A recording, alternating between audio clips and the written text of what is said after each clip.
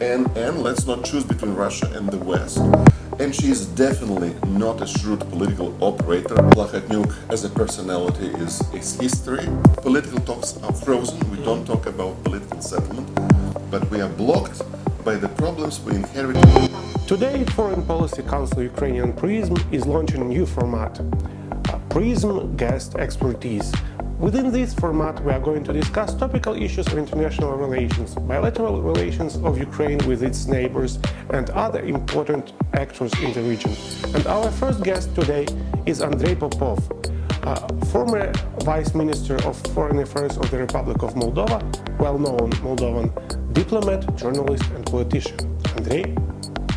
Andrei, thanks for this opportunity to talk to you about the situation in the Republic of Moldova and about our bilateral relations. And we are going to focus on three persons, two countries, and one region. And my first question is about the President of the Republic of Moldova, Igor Dodon. Igor Dodon is known in Ukraine as a controversial figure. He is known as a pro-Russian guy who benefits from support of Mr. Putin on Patriarch Kirill, the guy who is supporting Eurasian integration and Eurasian Union, the guy who made controversial statements about the status of Crimea. This year Moldova is facing presidential elections, and in this regard, what should we expect from Dodon in the presidential campaign, and can we expect him to become president of the Republic of Moldova again? President Dodon is in active politics for about 10 years. In 2011, he left Communist Party. Since then, he was a very active politician, and he has developed a certain public profile and perception. I would divide it in two parts. 2011, 2017, when he made numerous statements regarding Romania, EU, NATO. He was one of the four members of the parliament in 2014, one of the only four members of the parliament who voted against ratification of association agreement. In 2013, he came with a plan to federalize Moldova, Transnistrian settlement plan. He was very vocal against unionist with Romania parties, against NATO center in Moldova. Indeed, in October 2016, still as a candidate, he answered the question in debate saying that Crimea is Russian, and several other statements of its kind. His first statement after election as president in January 2017 in Moscow, he said that he would support denunciation of association agreement. Well, that was then. This helped Dodon to become number one, a hegemon on the left, and not without Plakhatnyuk's support to become president in 2016. However, one cannot but notice a certain moderation of Dodon's rhetoric over the last 2 years, and particularly in the last 7 to 8 months after the change of the government, first change of the government. He significantly moderated his discourse. He speaks about Romania as Moldova's strategic number one partner. He speaks about our brothers across the Prut River. He speaks about the association agreement as a leverage of modernization of Moldova, and when he sent a public letter to President Zelensky congratulating him in August with Independence Day, he said that Moldova recognized and will always recognize Ukraine's territorial integrity within its internationally recognized borders. He no longer speaks about cancelling NATO center of Moldova, about denunciation association agreement. He no longer speaks about the need to forbidden unionists with Romanian parties. And I think this is a big question, whether this is only tactics or there is certain change, not of heart, but of strategy. I think his objective is to remain the biggest friend of Russia in Moldova in the eyes of Moldovan public, but also to make certain inroads to go to the center and not give to the pro-European electorate too many reasons for irritation. In other words, he tries in a certain way to repeat President Dodon's performance in 2009 when he got 50% of the votes in April 2009 elections with the slogan, "We're going to build European Moldova together," 3 points, together with Russia. And I think this is something which Dodon is trying to do. He came with a plan, and let's not choose between Russia and the West. Many Moldovans like it. It's good to be friends with everybody, not to fight with anybody. The big question whether it is only tactics or he'll continue it after possibly being re-elected. Very good. Now let's talk about the key competitor of President Dodon, nowadays one of the leaders of the opposition, and till recently Prime Minister of the Republic of Moldova, Maya Sandu. Maya Sandu, contrary to Dodon, had a very positive image in Ukraine. Those who were watching Game of Thrones were perceiving her as sort of Daenerys Targaryen, the one who is going to break the wheel. So now she is an opposition, she is opposing President Dodon. How would you assess her chances at the presidential campaign? For her, it is going to be an uphill battle. After 2016, there are certain structural changes which favor Dodon, apparently. But Maya Sandu, first of all, this is indeed, she has an image, and I think it's fully grounded in reality, of uncorruptible politician. It's a new type, a very Western type politician. Her English is flawless. She was educated and worked for several years in the United States. And she is one of those rare kinds of politicians who do not come in politics to make good for themselves, but who first of all think about the duty and to do the good for the country. And I think this is, there are very few politicians of whom I can be certain that they are not in politics for personal benefit and any gains, but rather out of the sense of duty. And this is Maya Sandu's big strength, and many Moldovans perceive her this way. However, I think there are certain clarifications and to be said. Politics is a bold game, and a game where result is appreciated. And here I think Maya doesn't behave in a classical political way. She's not a deal maker, not a behind-the-scene deal maker. She is very principled and uncompromising. She cannot make individual agreements with people. I give you that, you give me that. She expects people to behave by the rules. And she is definitely not a shrewd political operator, and Dodon is. And Dodon's access to resources, instruments, but also to the tools of power, like money, pressure, behind the scene deal making is much, much larger. And this is Maya Sandu's disadvantage, plus the structure of Moldovan society. Moldovan is a poor society. By and large, Moldovans are poor now these days. Middle class is very thin, and for poor people, it is easy to manipulate them. And for them, an increase in pension of just 30, 40, an allowance addition to their pension of 40 euros once a year, this is something which may change their mind. Maya Sandu speaks about big things. Her priority was cleaning Moldovan system, fighting corruption, and reforming justice system. Very important objectives for Moldova's Europeanization and modernization.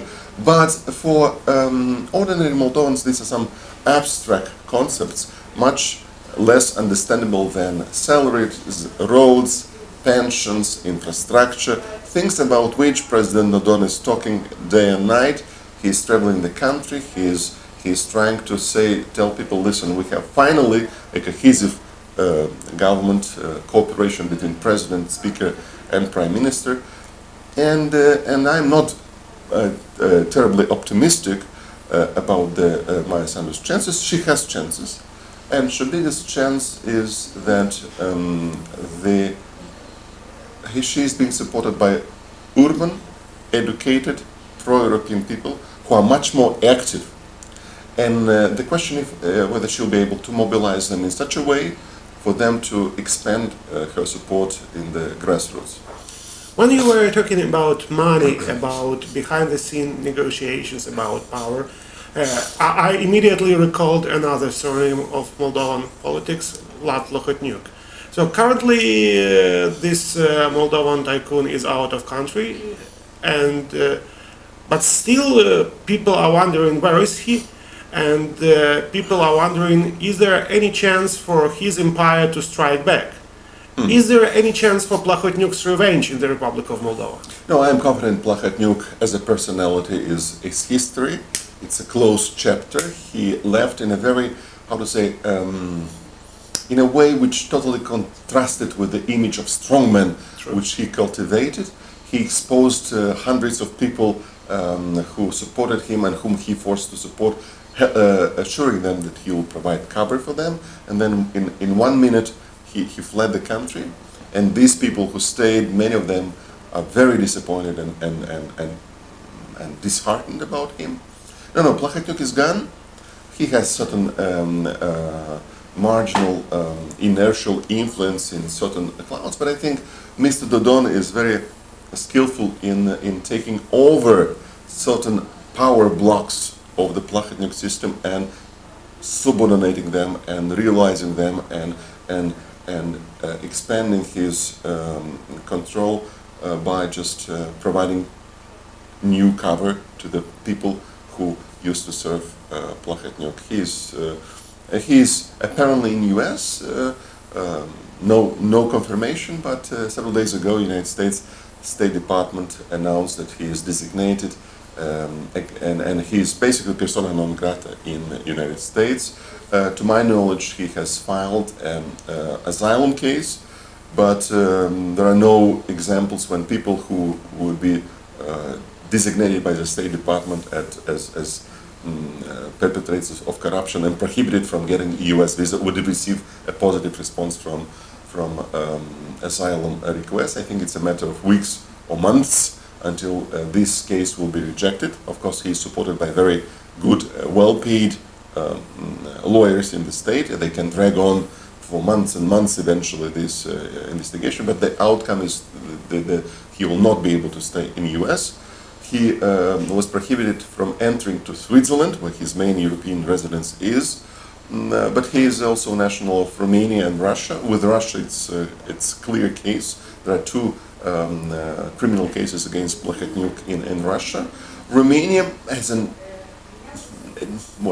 it used to be one of the at least former Romanian political leadership from Social Democratic Party used to have good relations with Plahotniuc. Now things changed, so I honestly don't know where will he end up. Moldova filed a request for his extradition from US, and he's on an Interpol search list.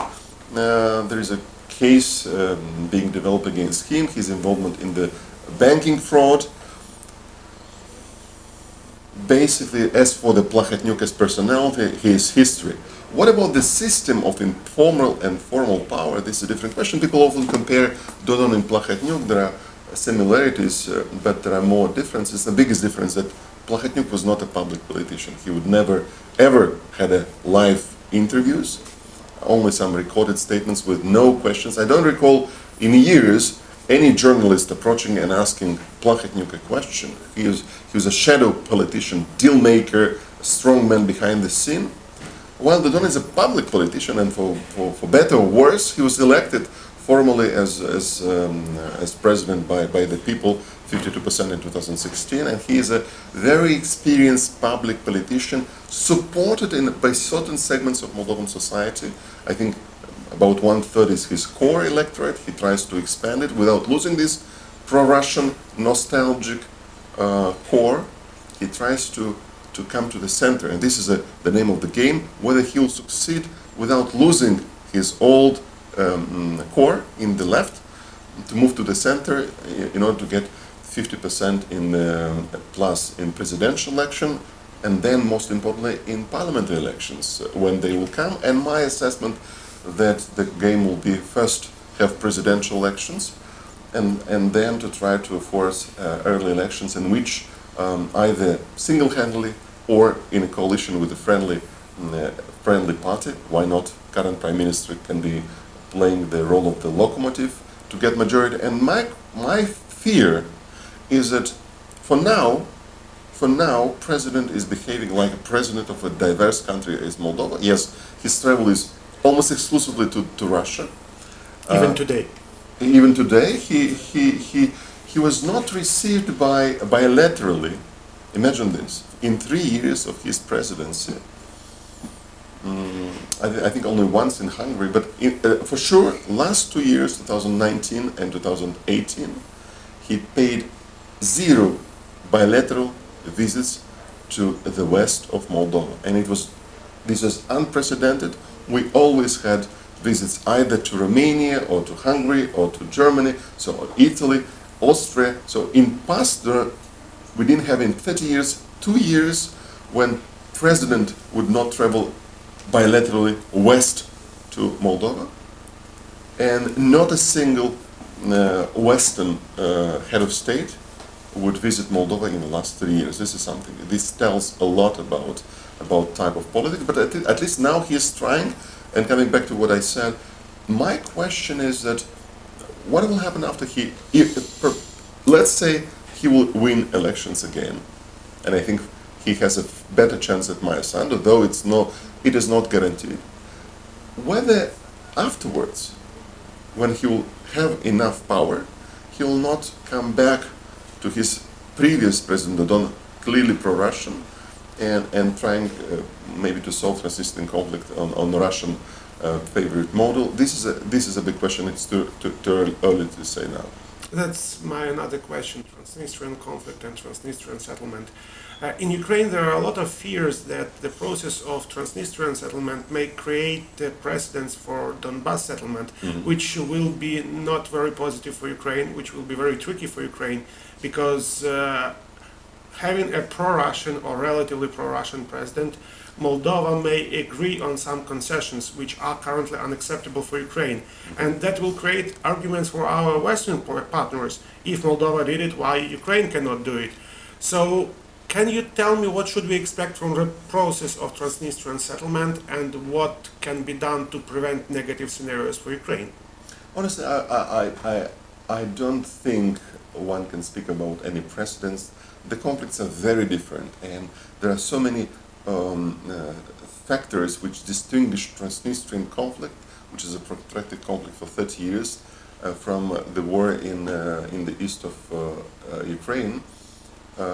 Most importantly, I think the wound in Ukraine, it's a bleeding wound, it's an ongoing conflict. 13,000 people died over the last 5 years. More than 1 million refugees and internally displaced persons.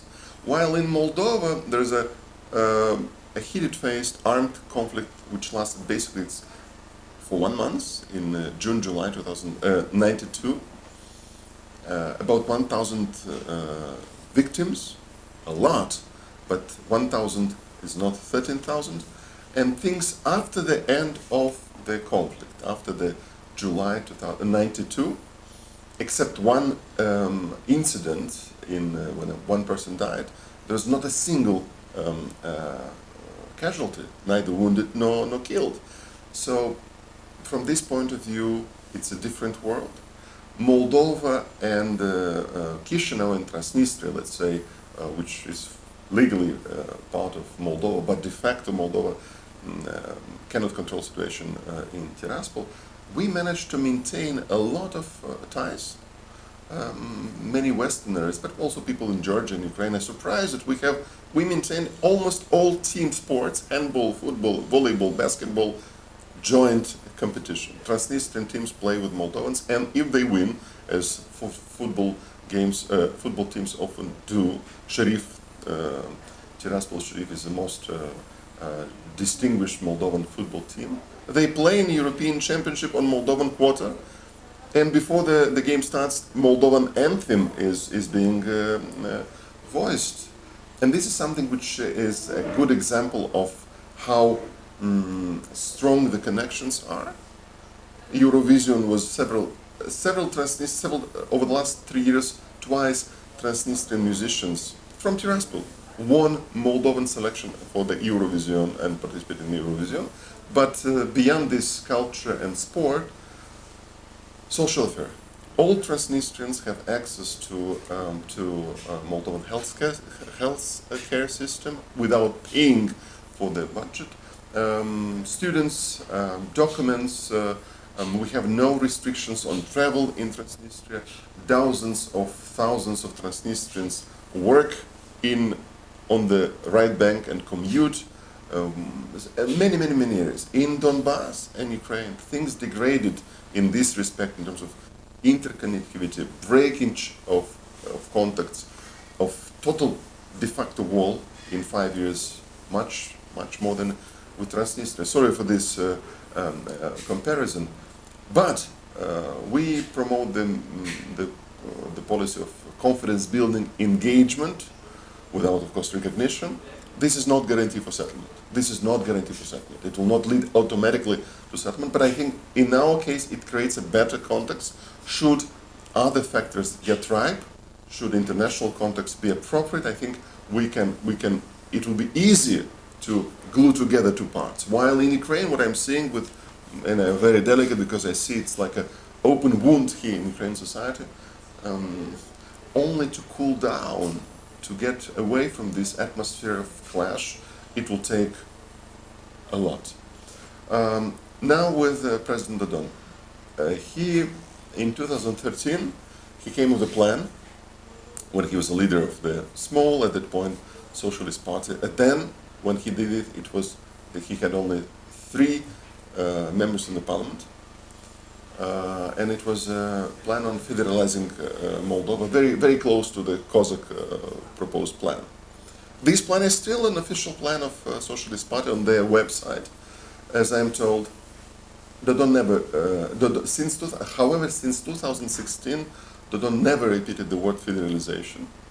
And he, with his Transnistria advisor and in last government minister for Transnistria, Vasily Shova, they are coming back to the approach of late President Voronin, kind of package deal, which centers on trying to get a deal with Russia in which to harmonize certain interests with Russia and in exchange get Russia's support in pressuring Tiraspol, giving up the insistence on federalization, veto power and so on.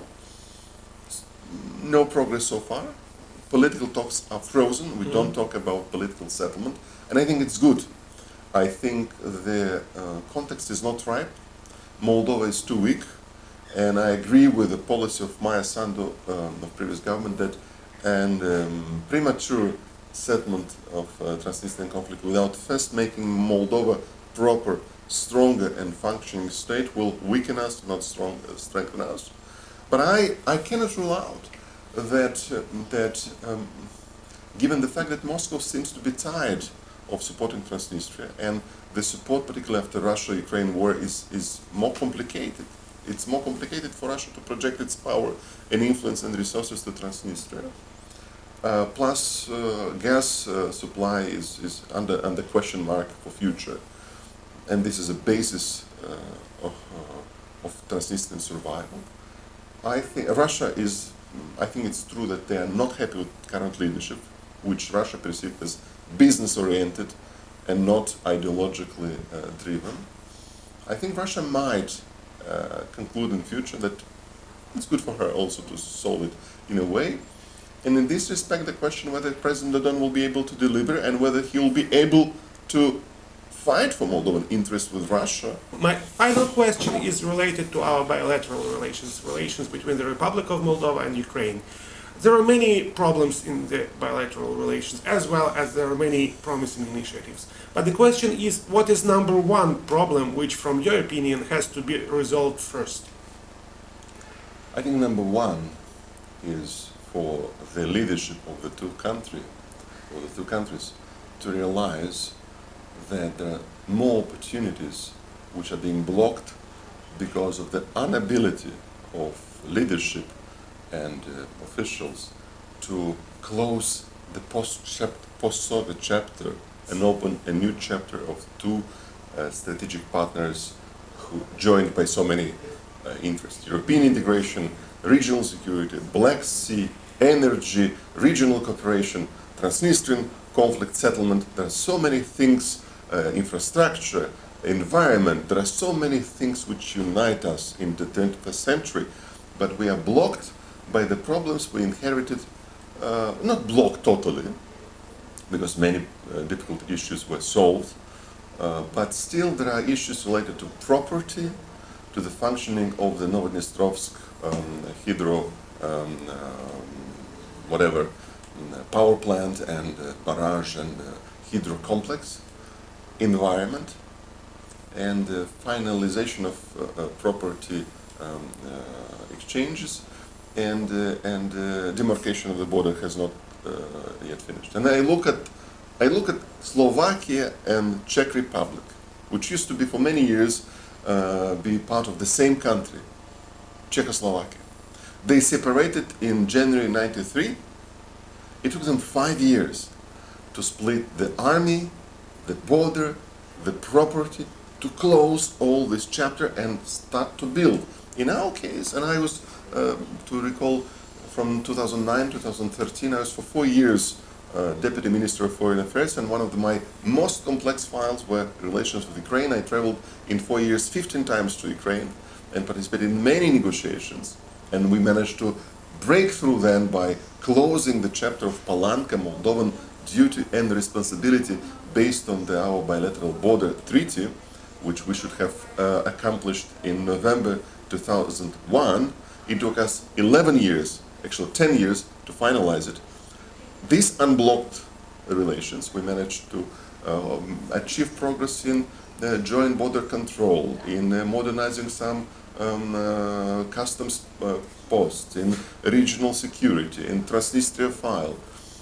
But still, I think now we are in a way, our dialogue is hampered by small but sensitive problems.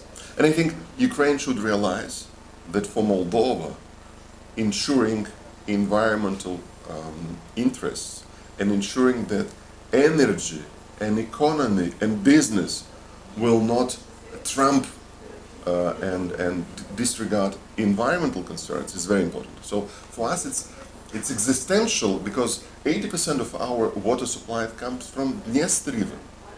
And I think the demand of Moldovan, I'm not part of negotiations, but I'm aware of, we want that in case we solve this energy and property discussion in Dnestrovsk, we have guaranteed that water flow in Dniester River will stay at certain level, 100 cubic meters a second. This is so legitimate and so clear vital interest for Moldova, and I hope Ukraine understands it's in its own interest. Dniester supplies Odessa, it's Khmelnytsk, Vinnytsia region as well. But I do hope that it will be realized and a win-win solution can be found here. But with Ukraine we have asymmetric relations. We used to have for many years excellent relations at the level of governments, unprecedentedly good relations between former Philippe government and former Ukrainian governments, and very good relations between my Sandu government and Ukraine, but almost no relations at the level of presidents. And I understand Ukraine's concerns, and here I think I owe a matter of clarification. Don't change his position in Ukraine. He made this tactical because he needed Russian support in 2016 so badly. Then in TV interview, and I watched it, when asked who's Crimea, he said, Crimea is Russian. Just 2 words. He didn't elaborate then. Later, and this was a big news, breaking news in Ukraine, and obviously, clearly, Ukraine was in war with Russia, and Crimea was annexed. For Crimea, it was unacceptable that a leading candidate of a neighboring country says something like this. But this helped Dodon with Russia, and he won presidency. Never in 3 years he repeated this, and I think he is haunted by that 2 words. Crimea is Russian, which he never repeated. And now I see a lot of efforts on the side of President Dodon and his administration to repair this. And latest one was, I said, when congratulating President Zelensky, he published this letter in Moldovan press. He said, Moldova recognized and will always recognize territorial integrity of Ukraine within its internationally recognized borders, meaning with Ukraine, and I'm sure Russia didn't like it very much. The problem is that that's a logic of social media and media cycles. When you make such a bold statement as Crimea is Russian in 2016, it has hundreds of thousands of sharings and dislikes and attention and breaking news. A letter published on presidential website doesn't receive similar coverage, and I see that it is almost unknown in Ukraine. And I understand that for Ukrainian leadership, given the Ukrainian internal political context, it is very difficult to say, okay, it was passed, you're a candidate, let's now start from scratch. There is needs for something more, and I think knowing how dependent Dodon is from Russia, I think it is close to impossible politically for him to say, you know what, Crimea is Ukraine. I don't think he will say this soon. And on the other hand, without him saying this clearly, that Crimea is part of Ukraine, I think for Ukrainian top leadership it would be difficult to visit Chisinau, to see him, to receive him in Chisinau. And now Dodon is the head of the vertical power. He controls the government, the majority in the parliament, and basically without him it is difficult. So this is something like squaring the circle in lives. There are sometimes solutions, problems to which there are no quick solutions. Well, my assumption is that it's not only about the issue of publicity of the letter, it's also about the issue of trust. Because people are quite sure that probably President Dodon might be cheating. But let's hope for the better, and thank you for sharing your insights. Thank you very much.